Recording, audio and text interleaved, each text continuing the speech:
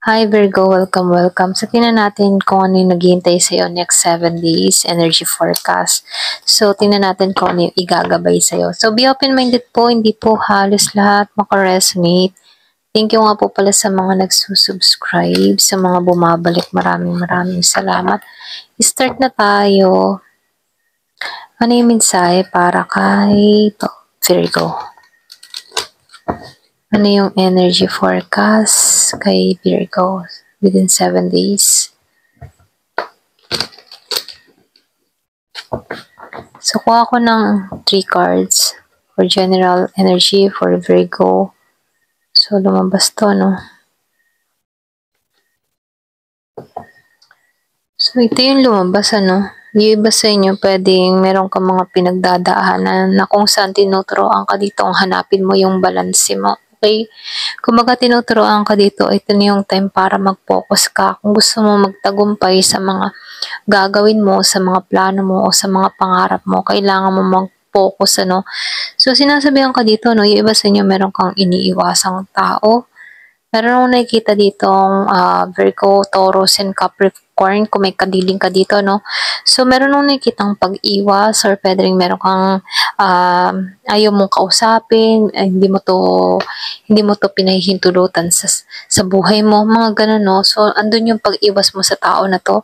So, dito, no, nakikitaan ko dito, or pwede rin ito yung umiiwas sa'yo dahil ayaw ng obligasyon, ayaw magbigay ng suporta, or pwede rin nagdadamo to. Ito rin nakikita ko kasi dito, no, meron dito, pwedeng meron kang iniintay na suporta, humahanap ka ng hustisya, pero hindi mo makuha, wala man lang tong inaabot sa'yo, okay?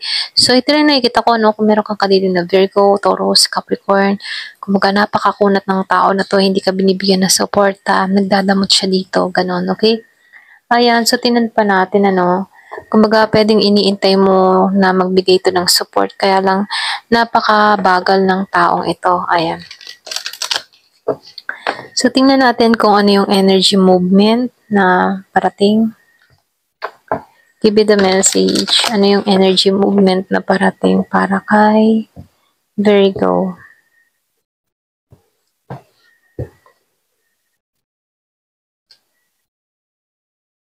Medyo challenging to para sa'yo, okay? Pwedeng iba sa inyo medyo gipit ka sa panahon ngayon, ano?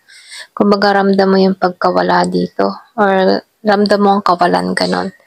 Pwedeng meron kang inaasahan na suporta pero napakakunat ng tao na to. Pwedeng humihintay ka ng remittance kung nasa abroad to, kaya lang walang inaabot. Pwedeng merong problema pagdating sa pera, okay? Kumbaga lack of communication na nangyayari dito. Ito lang nakikita ko, no? Pero ganun pa man, ano, kahit may mga pinagdadaanan ka dito, meron akong nakikitang positive na parating sa'yo. Ngayon, ramdam mo ang kawalan, pero sa bandang huli, ikaw yung magtatagumpay dito. Alam mo yun? Yung bang tipong pinagkaitan ka, pero sa bandang huli, bibiyayaan ka. Ito lang nafe-feel ko sa'yo. So, dito, meron ka dito kasing tao na napakadamot or pwedeng hindi niya binibigay yung obligasyon, kumbaga irresponsible siya dito, no? Ito rin nafe-feel ko.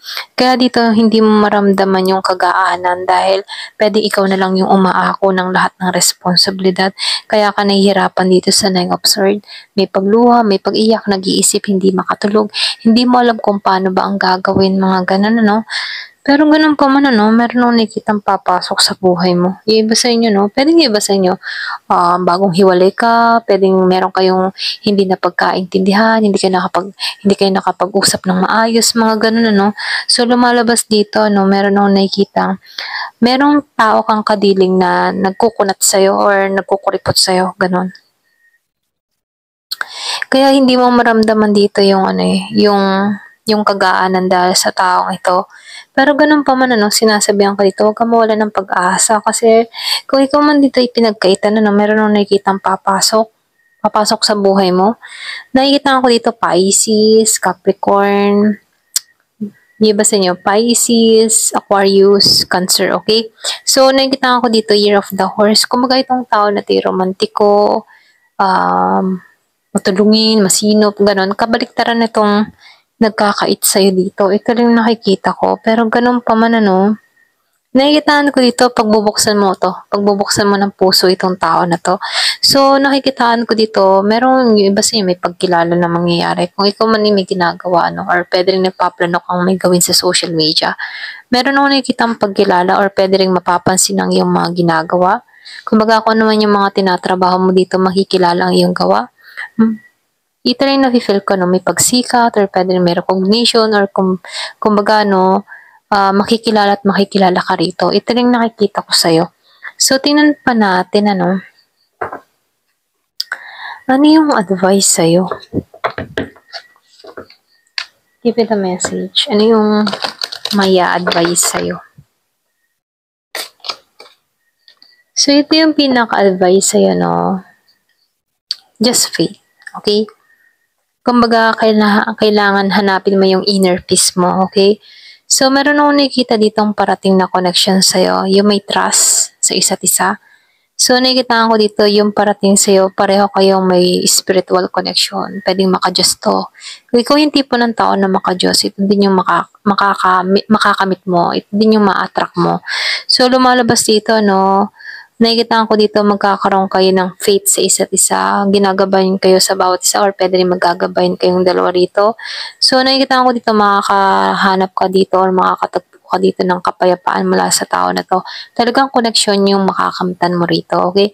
Kasi dito, no, meron akong nakikita ditong tao na pinagkaitan ka, pinagdamutan ka, pero ganun pa man, meron ditong papasok sa buhay mo na kung saan kabaliktaran itong taong nagkakait sa'yo, okay? So, tingnan natin ngayon ano, kung ano pa yung mensahe, ano yung lesson mo, or ano ba yung masasabi pa sa'yo. So, meron ka ditong first quarter moon in Sagittarius, believe in your good luck. Kumbaga, sinasabihan ka dito, maniwala ka pa rin sa iyong swerte, ano. Kahit may mga pinagdadaanan ka, wag mong i-down yung sarili mo, okay? Maniwala ka na may swerte pa rin darating sa'yo. Hindi ka palaging bigo, ayan. Kung nabigo ka sa unang pagmamahalan, pag-ibigan, itong ikalawang parating sa buhay mo ay magbibigay sa'yo ng kaginhawahan, okay? Kumbaga, mararamdaman mo na swerte ka mula sa tao na to kasi kaibahan siya doon, okay? Kung itong isa, napakadamot, itong parating sa'yo, mapagbigay, hindi ka pagdadamutan ito. Ayan, ito na yung mensahe para sa'yo. Ayan, hanggang dito na lamang po. Thank you for watching. Love and peace.